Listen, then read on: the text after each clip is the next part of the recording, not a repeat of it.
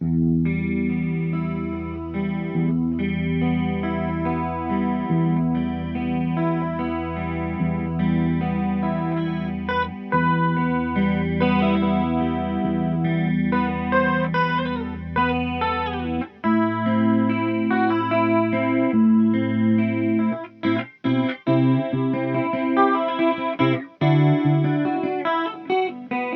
are legends out there of an artifact that is so unbelievably powerful that it would grant the user any wish they wanted. But the crown was tainted by one user that wished that anyone who wore the crown would be exactly like his mentor, Master Evergreen. This user, whose name happened to be Gunther, soon after making the wish met his end in the form of a natural disaster. The crown, on the other hand, survived, as to my knowledge it can't be destroyed. The crown has been through many users over the last couple million years. Some of the most recent wearers of the crown are as follows: a young boy from Scandinavia, a man who claims to be the original Saint Nicholas, and a young antiquarian named Simon Petrikov, who acquired the crown from a Scandinavian dock worker. This man was also in possession of the hero's Enchiridion at one point in time. From the newspaper clippings that I could find, it looks like he turned it over to the museums, though. If only he had done the same with this crown.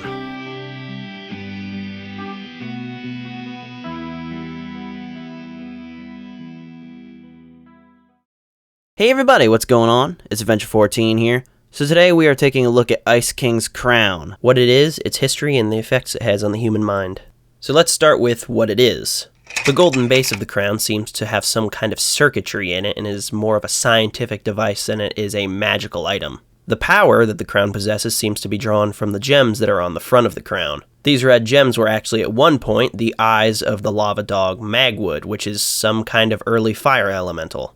These gems were taken from the lava dog Magwood by Ernest Evergreen, who was the original owner and creator of the crown itself. Evergreen created the crown as a very powerful device that would grant the user one wish, and they could wish for anything. It was originally intended that the first user, which was supposed to be him, would put the crown on and then wish for this comet, which was obviously some very early incarnation of the Lich, to disappear forever. This of course didn't happen because just as Evergreen was about to make the wish, the lava dog Magwood busted in, broke up the place, part of the castle collapsed, and then Gunther was left with the crown. Evergreen told Gunther that he'd have to make the wish. Gunther put on the crown and tried to make the wish, but the crown saw things in him that even he couldn't see, and it almost sort of made the wish for him. You see, Gunther very much admired Evergreen, like a lot, thought he was just the greatest thing since sliced bread, so the crown decided that what Gunther wanted was to be like Master Evergreen, because, he did. He did want to be like the guy. He just totally thought the guy was the greatest. So the crown turned Gunther into a dumbed-down version of Master Evergreen.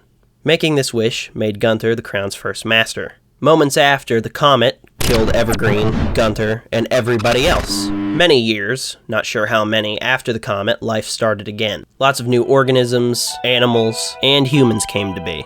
Somewhere out there in the rubble of the forgotten world before, the new world was about to make a horrible discovery: the crown. The crown would have been uncovered again somewhere up in Scandinavia, since this kid exists as one of the crown's previous owners.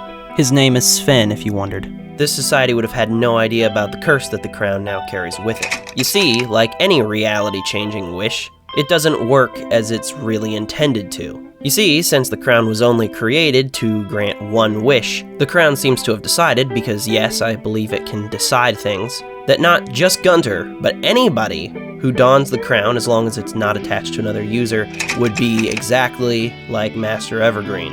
See, that's why people like Jake, who have donned the crown before, weren't affected, because the crown was attached to Ice King and not him, so the crown wouldn't work for him, or cause him to go insane or turn into this guy. So this poor kid was the next one to put on the crown, I believe, so he would have become like Master Evergreen. This kid was most likely killed by his own people for the transformation. So the crown would have most likely been held as a dangerous artifact that shouldn't be worn, or it may have been discarded of. At some point over the years, the crown was worn by a man who claims to be the original Saint Nicholas, who is Santa Claus. Then, after a while, it was picked up by a Scandinavian dock worker and then handed off to Simon Petrikov, who brought the crown home and eagerly showed it to his fiancée, whose name was Betty Groff. The moment that Simon Petrikov put the crown on his head, he began to lose his mind, see visions, hear voices, and the crown started to teach him the secrets of the ice and snow. It also gave him very similar abilities to a ice elemental. From that point on, over the next couple of years during the Mushroom War, Simon Petrikov slowly transformed into the Ice King. He then remained the Ice King for about 1,000 years. In mid-Season 5, Ice King became Simon Petrikov once again for a short time. This was caused by the powers of the crown being stolen by Bella Noche for a short time. At the end of the episode, Bella Noche is destroyed by Betty Groff, and the crown's power was restored. Betty Groff was forced into this move because without the crown, Simon would age rapidly. The 1,000 years that he had escaped would finally catch up with him. It seemed at that time that there was absolutely no way to turn the Ice King back into Simon Petrikov. But Betty Groff is a very determined woman. She spent the rest of the show trying to figure out a way to turn Ice King back into Simon. In Season 9, the way to do this would make itself apparent. Betty decided that she would use the powers of Golb to try to get Simon back. Her plan would finally come to fruition in the final episode of the show in Season 10. But sadly, her plan backfired horribly, when Finn, Betty, and Simon were all swallowed by Golb. But then, something very, very interesting happens. The three began to be digested by Golb. But it seems that Golb's version of digestion is to break you down into your key components, or your simplest form, and then you get fully digested down to nothing. That means things like magical powers or curses are the first thing to go. This caused Ice King to go back to being Simon Petrikov and brought the crown back to its original wish stage. Right after that, the crown was used by Betty to become one with Golb. Then the crown was rejected through that transformation, bringing it once again back to its wish stage. And then Gunther, like our Gunther, the penguin, made a wish to be exactly like Ice King, and that merged him with the crown in some weird way. After that, the crown remains with Gunther for the foreseeable future. Over the years, it does seem to corrupt Gunther more and more, making him evil, maybe? Maybe evil, unhinged, and mindless at the least. So, what exactly does the crown do to the human mind? If the crown doesn't have a master, and you put this crown on your head, what happens to you exactly?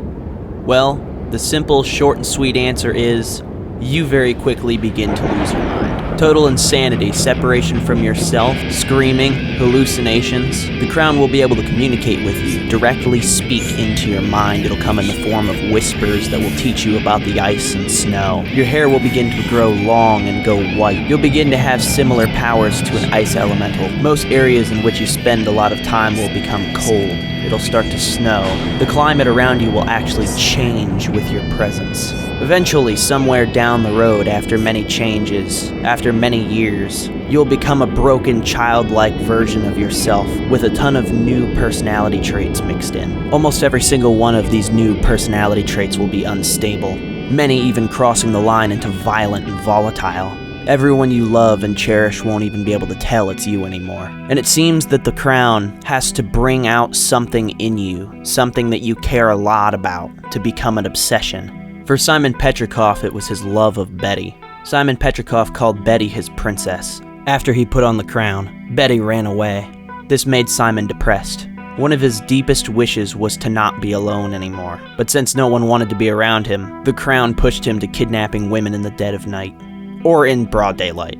It seems, for St. Nicholas here, that he, when he was normal, may have been quite a gift giver.